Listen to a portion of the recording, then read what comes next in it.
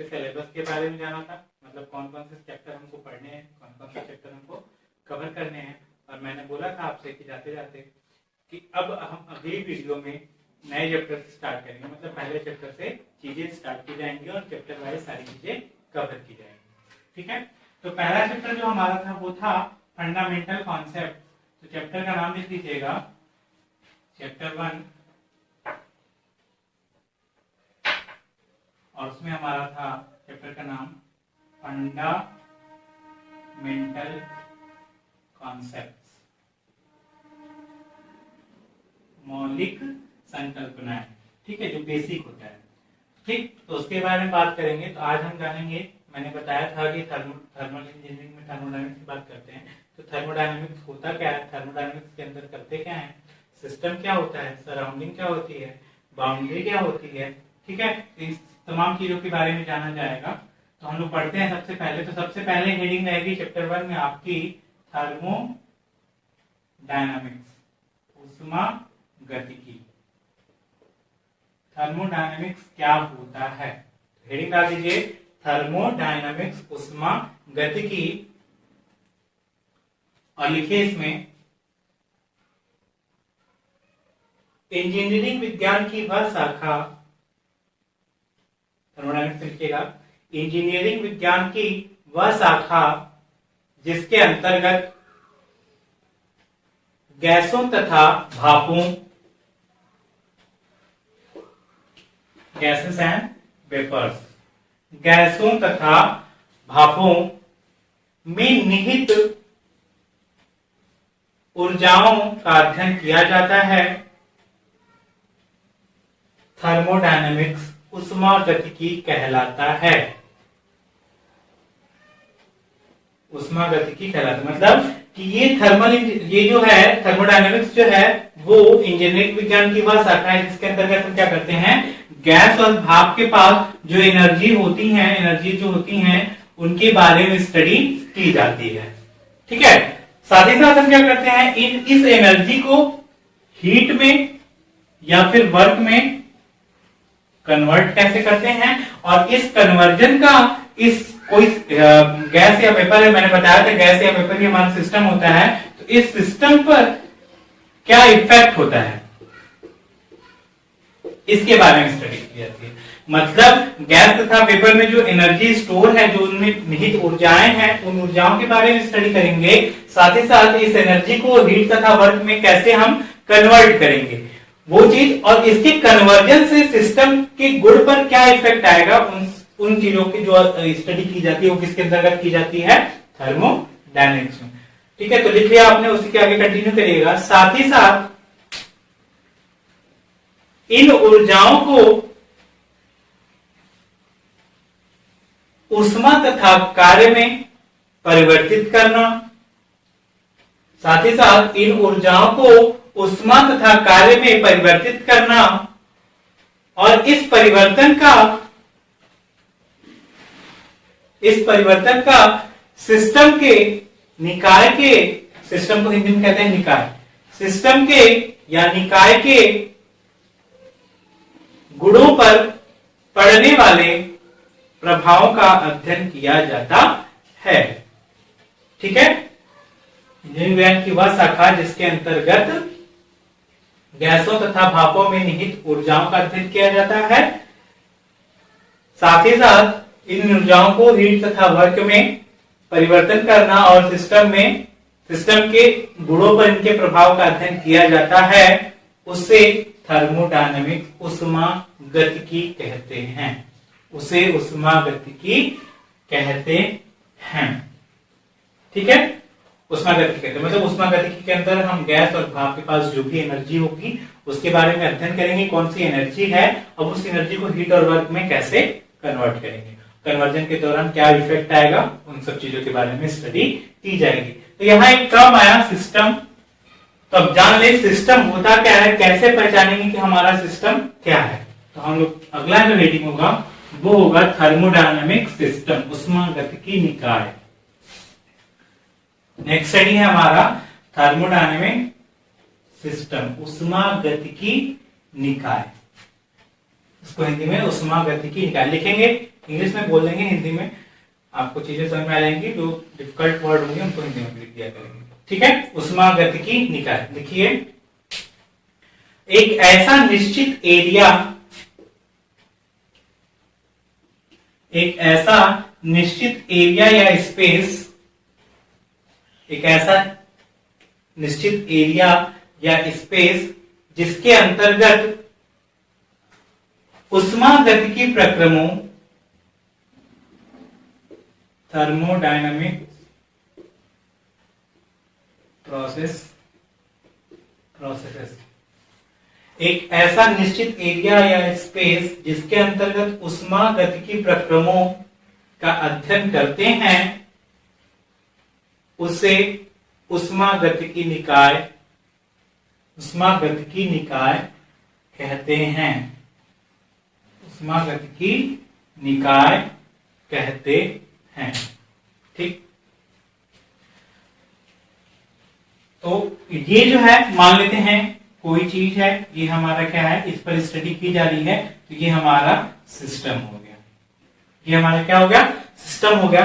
जो बाकी चीजें बच जाती हैं सिस्टम के बाहर चारों तरफ, जो चीजें बच जाती हैं उनको हम कहते हैं सराउंडिंग,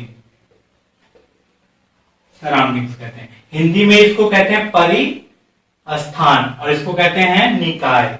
ठीक है, और सिस्टम तथा सराउंडिंग को जो अलग करता है उसको हम कहते हैं बाउंड्री, परिसीमा। बाउंड्री का मतलब परिसीमा हिंदी में, ये निकाय, परिस्थान और परिसीमा।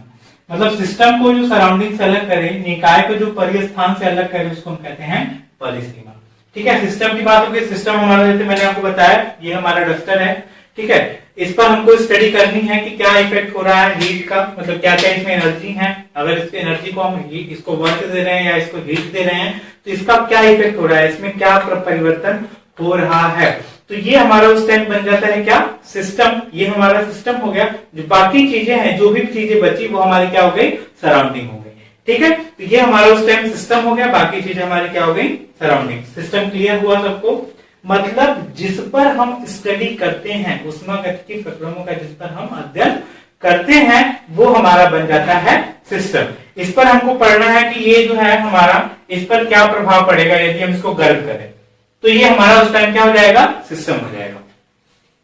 ठीक है, जैसे पानी में बर्तन में पानी रखा हुआ है, उसको आप बॉयल कर रहे हैं। ठीक, तो उस टाइम पानी क्या हो गया, आपका सिस्टम हो गया, और बाकी जो चीजें हैं, आपका किचन जो हो गया, वो उसके लिए क्या हो गया, सराउंडिंग हो गया, परिस्थान हो गया, सारी चीजें। ठीक है, चलिए तो बढ़ते हैं हम। अगली हेडिंग हमारी जो होगी सिस्टम के बाद, अगली जो हेडिंग होगी, ये फिगर बना लीजिएगा, सराउंडिंग, सिस्टम और बाउंड्री। ये फिगर बना लीजिएगा, उसके बाद हम बात करेंगे सराउंडिंग की, फिर बात करेंगे बाउंड्री की।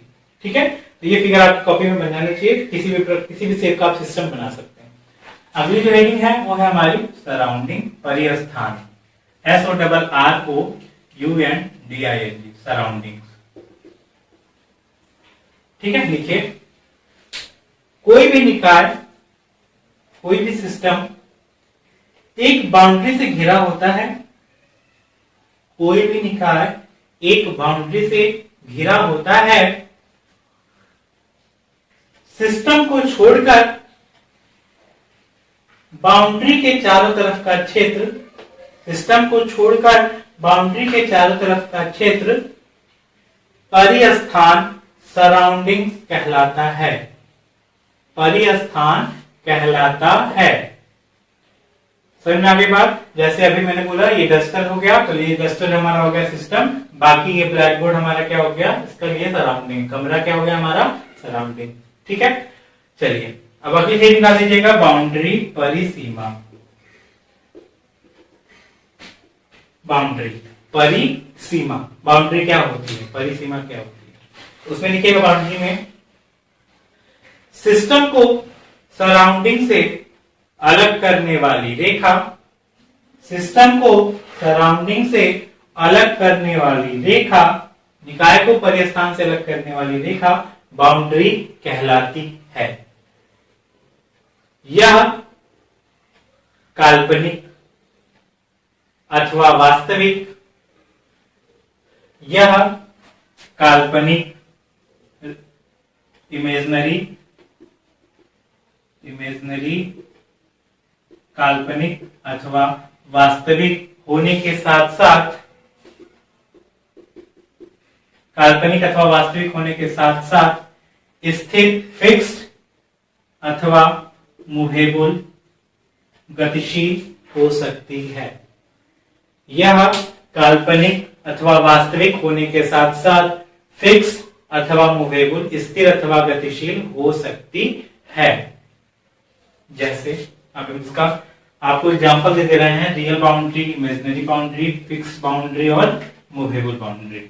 ठीक है, तो यहाँ पे फिगर से आपको समझा दिया जाएगा। फिगर बनाने जा रहे हैं। फिगर में ये है आपका, मान लेते हैं ये सिलेंडर है, सिलेंडर के अंदर ये आपका पिस्टन है। इस तरह से ये है आपका पिस्टन और ये है हमारा सिलेंडर, और ये तीनों तरफ क्या है, सिलेंडर की दीवार है।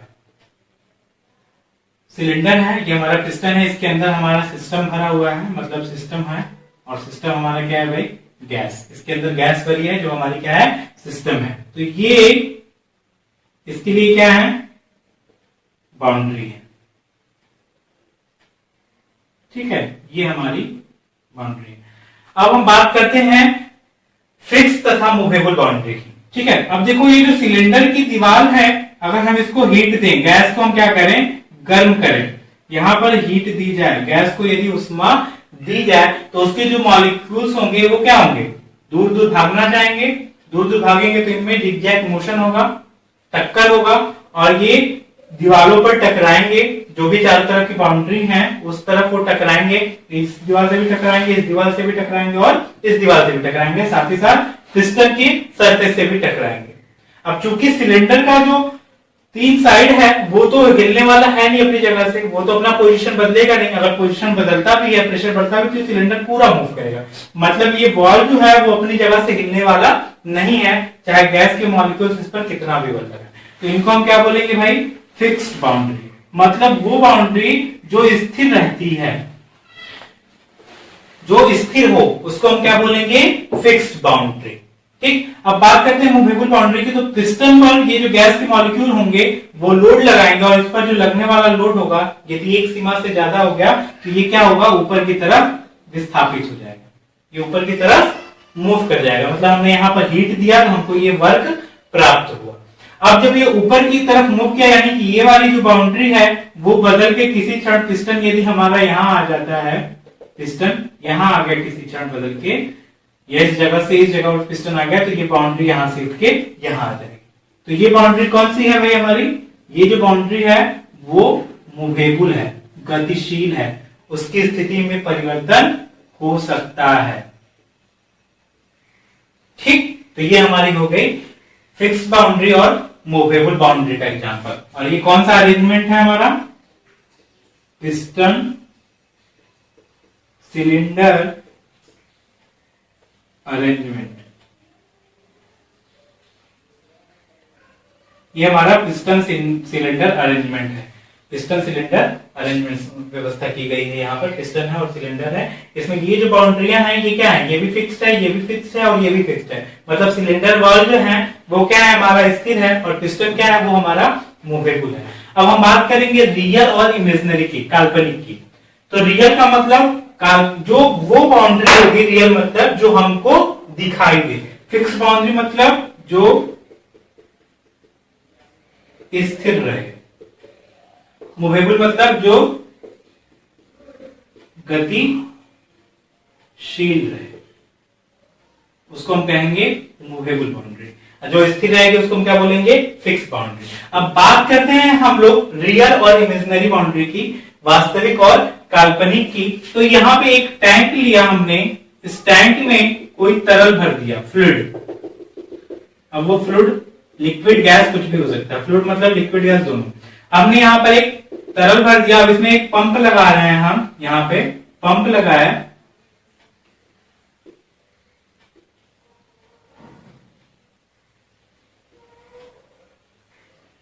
इसमें से ये पंप हमारा पानी लिफ्ट कर रहा है। ठीक है, तो यहाँ वाली जो सतह होगी, इसको एक लेयर मान लिया और एक लेयर, एक बाउंड्री की, बाउंड्री नंबर 1, बाउंड्री नंबर 2। ठीक है, अब इसके अंदर यहां से हम ये बाउंड्री बना रहे हैं।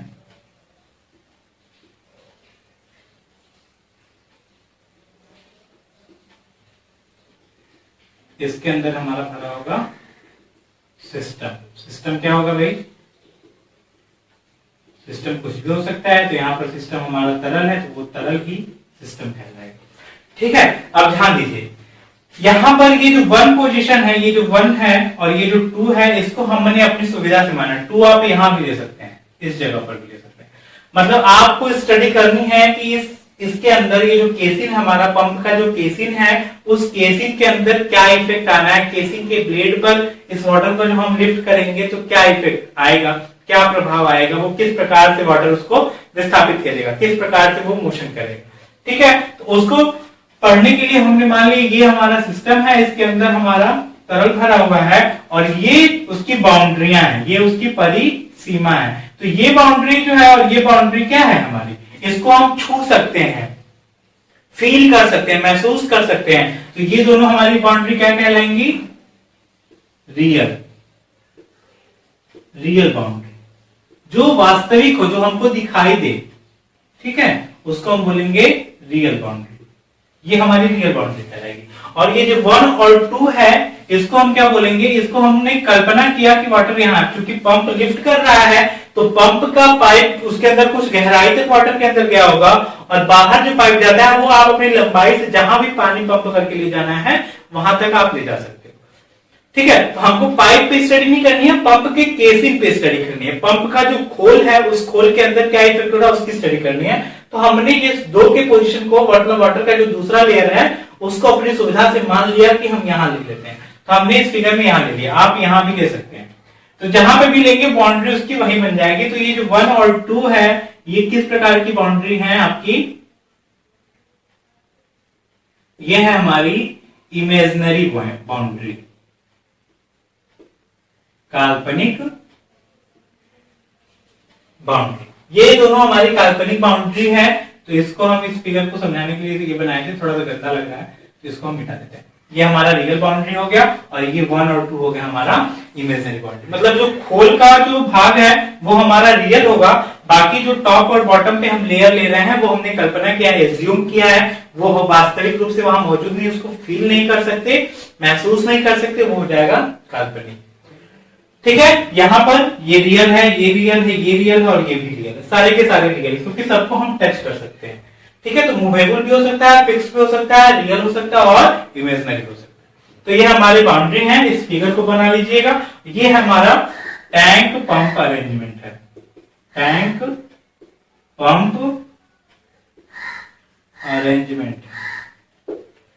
ठीक है, तो इस फिगर को बना लीजिए। आई थिंक मेरे हिसाब से सबको बाउंड्री क्लियर हो गई होगी। जिसको बाउंड्री परिसीमा मतलब नहीं समझ में आ रही कि बाउंड्री क्या होती है, सिस्टम को सराउंडिंग से वो कैसे अलग करती है, तो वो आप इस फिगर के थ्रू समझ लीजिएगा। नहीं समझ में आएगा तो आप हमसे पर्सनल चैट करके पूछ सकते हैं, ग्रुप में मैसेज करके आप मैसेज के थ्रू पूछ सकते हैं। तो ये सारी चीजें जो आपको बताई गई हैं वो फिगर के साथ, ऐसा नहीं कि फिगर हम बाद में बनाएंगे, फिगर बनाते चलिए क्योंकि बहुत इंपॉर्टेंट सारी चीजें हैं। अगर अभी से लापरवाही करेंगे तो फिर आगे दिक्कत आपको बहुत होगी। तो अभी से लापरवाही मत करिए, अभी से सतर्कता बरतिए और सारे फिगर आप कॉपी में बनाते चलिए। ठीक है, तो हम यहाँ मिटा रहे हैं। अब हम लोग अगली हेडिंग डालेंगे। हमने बात कर लिया सिस्टम की, सराउंडिंग की और उसके बाद हम बात करेंगे, बात कर लिया बाउंड्री की भी, सराउंडिंग की बात हो गई, सिस्टम की हो गई। अब हम बात करेंगे टाइप्स ऑफ सिस्टम, निकाय के प्रकार। मतलब जो निकाय होता है वो हमारा कितने प्रकार का होता है। तो हेडिंग डाल दीजिएगा टाइप्स ऑफ सिस्टम, निकाय के प्रकार। निकाय कितने प्रकार का होता है उसके बारे में जानेंगे। तो निकाय को हम वर्गीकृत कैसे किए हैं और कितने प्रकार से किए हैं, इसको आज हम ब्रीफ में जान लेते हैं। कल इसकी क्लास डिटेल में दी जाएगी, मतलब इसके डेफिनेशन के साथ दी जाएगी। आज हम एक टेबल बनाएंगे, उस टेबल को ब्रीफ में समझा देंगे। तो ये जैसे हमारा कोई सिस्टम है और ये हमारी सराउंडिंग है और ये दो जिसको जो अलग करी वो हमारी हो गई बाउंड्री।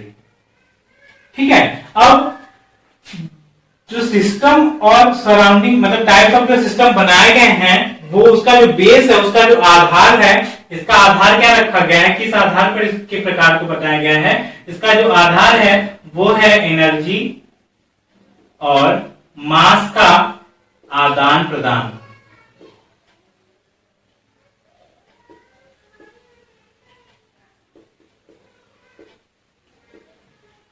इसका मास और एनर्जी का जो आदान प्रदान होता है सिस्टम और सराउंडिंग के बीच में, उसी के आधार पर सिस्टम को बनाया गया है।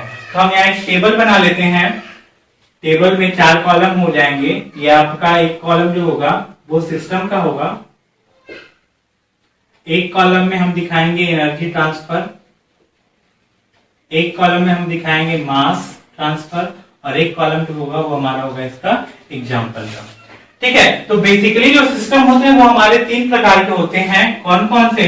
ओपन सिस्टम, खुला निकाय, क्लोज सिस्टम, बंद निकाय, और आइसोलेटेड सिस्टम, विलगित निकाय। ठीक है, आइसोलेटेड सिस्टम, विलगित निकाय। तो इसके बारे में हम इस टेबल से जानेंगे और डिटेल में कल इसकी डिफिनेशन दी जाएगी। आज इसकी मतलब ब्रीफ में जान लेते हैं। तो देखिए, ओपन सिस्टम मतलब खुला, खुला रहे, मतलब उसमें से यहां से हम रास्ता खोल दिए, यहां से हमारी एनर्जी भी जाए और मास भी जाए, एनर्जी और मास दोनों का आदान प्रदान हो। जब सिस्टम तथा सराउंडिंग के बीच में हमने क्या किया है, ऐसा रास्ता खोल दिया जिसमें से एनर्जी तो जा ही रही थी, मतलब उसको गर्म कर रहे थे। कोई पात्र है हमारा, एक पात्र में हमने पानी ले लिया, उस पात्र में जब हम नीचे से गर्म कर रहे हैं, ओपन है, भगोने में हमने पानी लिया और उसको गैस पर रख दिया। अब उसको हम गैस पे रखने के बाद गैस ऑन की, गर्म कर रहे हैं।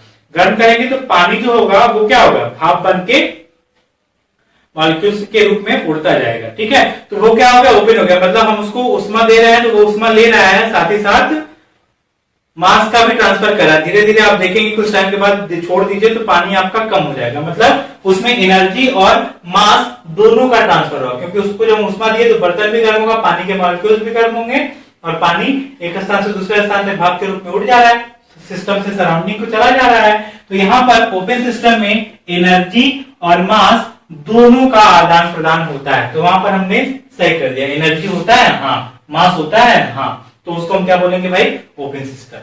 मतलब ऐसा निकाय जिसमें सिस्टम तथा सराउंडिंग के बीच ऊर्जा और द्रव्यमान दोनों का आदान प्रदान हो, उसे हम खुला निकाय कहते हैं। जैसे टरबाइन हो गया आपका, टरबाइन में एक साइड से स्टीम जाती है, दूसरी साइड से स्टीम निकल जाती है, और जितनी उसके पास उष्मा होती है वो मतलब उसको मैकेनिकल पावर में कन्वर्ट कर देती है। टरबाइन हो गया, पंप हो गया, पंप भी क्या करता है, पानी एक साइड से लेता है और एक साइड से निकाल देता है। कंप्रेसर हो गया,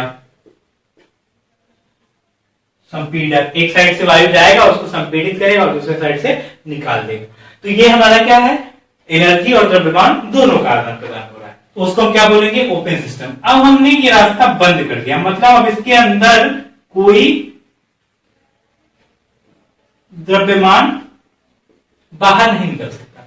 मतलब हमने क्या किया, एक डब्बा लिया, उस डब्बे मतलब एक बॉटल लिए, थर्मोफ्लास्क जो होता है उस बॉटल को लिए, उस बॉटल में गर्म पानी रखा और उसको बंद कर दिया। ठीक है, तो कुछ टाइम के बाद क्या होगा, पानी हमारा ठंडा हो जाएगा, लेकिन उसमें जो पानी हम बॉटल को भरे हैं तो ऐसा नहीं कि बॉटल से वो पानी ज्यादा हो जाएगा या बॉटल में पानी की मात्रा कम हो जाएगी। तो मतलब हमने उसको क्या कर दिया, कैप लगा के बंद कर दिया, उसमें से द्रव्यमान का आदान प्रदान नहीं होगा, केवल और केवल ऊर्जा का आदान प्रदान होगा। तो उसको हम क्या बोलेंगे भाई, क्लोज सिस्टम, मतलब बंद निकाय। वो निकाय जिसमें केवल ऊर्जा का आदान प्रदान हो, द्रव्यमान का नहीं, उसको हम क्या बोलते हैं, क्लोज सिस्टम। इसका एग्जांपल क्या हो जाएगा, piston cylinder arrangement, piston cylinder arrangement without valve, मतलब बिना वॉल्व के पिस्टन सिलेंडर का अरेंजमेंट जो होता है वो क्या कहलाता है, हमारा क्लोज सिस्टम कहलाता है। ये टेबल आप बना लीजिएगा, फिर डिटेल में बताया जाएगा, जब इसकी परिभाषा लिखाई जाए तो हिंदी में वो चीज हम बोल देंगे। अभी आप यहाँ डिटेल मतलब ब्रीफ में इसको बना लीजिए। तो ओपन सिस्टम होगा इसमें एनर्जी मास दोनों का ट्रांसफर, क्लोज सिस्टम जिसमें एनर्जी का ट्रांसफर होता है, मास का ट्रांसफर नहीं होता है। आइसोलेटेड सिस्टम की बात करेंगे तो आइसोलेटेड में हम क्या करते हैं, द्रव्यमान मतलब द्रव्यमान का तो बंद किया ही था, अब एनर्जी को भी बंद कर दिए, एनर्जी का भी जो आदान प्रदान हो रहा है उसको हमने बंद कर दिया। मतलब नाइदर एनर्जी नॉर मास, मतलब ना तो एनर्जी और ना ही द्रव्यमान, ना तो ऊर्जा और ना ही द्रव्यमान का ट्रांसफर होगा, तो उसको हम क्या बोलेंगे, आइसोलेटेड सिस्टम। और ऐसा कोई भी आइसोलेटेड सिस्टम संभव नहीं है, आइडल सिस्टम संभव नहीं है जो ना तो ऊर्जा का ना ही द्रव्यमान का ट्रांसफर करे। अगर द्रव्यमान नहीं ट्रांसफर करेगा तो एनर्जी का ट्रांसफर वो जरूर ही करेगा। चाहे आप कितना भी महंगा थर्मोफ्लास्क ले लो, अगर उसमें गर्म पानी भर दे रहे हो, गर्म चाय भर दे रहे हो, तो कुछ टाइम के बाद वो भले थोड़ा सा टाइम पीरियड लंबा हो सकता है, 12 घंटे 24 घंटे हो सकते हैं, 2 दिन हो सकते हैं, लेकिन कुछ टाइम के बाद वो चाय ठंडी होगी, पानी ठंडा होगा। ठंडी चीज रखी है आपने तो वो गर्म होगा। ऐसा नहीं है कि वो आपने उसको बंद कर दिया तो वो अब जब तक आप ओपन नहीं करोगे तब तक वो उसमें ठंडा पड़ा है या गर्म पड़ा है, जिस पोजीशन में डाल उसी पोजीशन पड़ा है, ऐसा नहीं होगा। तो कोई भी वास्तव में ऐसा संभव नहीं है आइसोलेटेड सिस्टम। तो हम इसका एग्जांपल जो होता है वो मान लेते हैं यूनिवर्स, जो पूरा ब्रह्मांड है वही हमारा आइसोलेटेड सिस्टम है।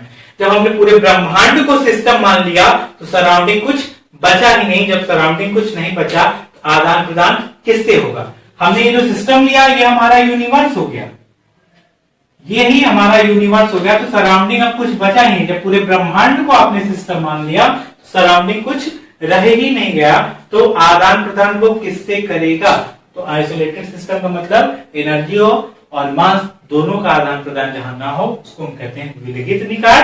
और वास्तव में केवल और केवल ब्रह्मांड ही इसका एक एग्जाम्पल है। तो आज हमने पढ़ा सिस्टम क्या होता है, सराउंडिंग क्या होती है, बाउंड्री क्या होती है, टाइप्स ऑफ सिस्टम के बारे में ब्रीफ में जाना। कल हम अगली क्लास में, कल नहीं अगली क्लास में जब भी हमारा होगा अगला क्लास आपको अपलोड किया जाएगा, अगली क्लास में हम इसके बारे में डिटेल में जानेंगे। आज के लिए इतना ही। हम सौरभ सर आपसे विदा लेते हैं। साक्षी एकेडमी आपकी सेवा में तत्पर है, हमारे साथ जुड़े रहिए। धन्यवाद।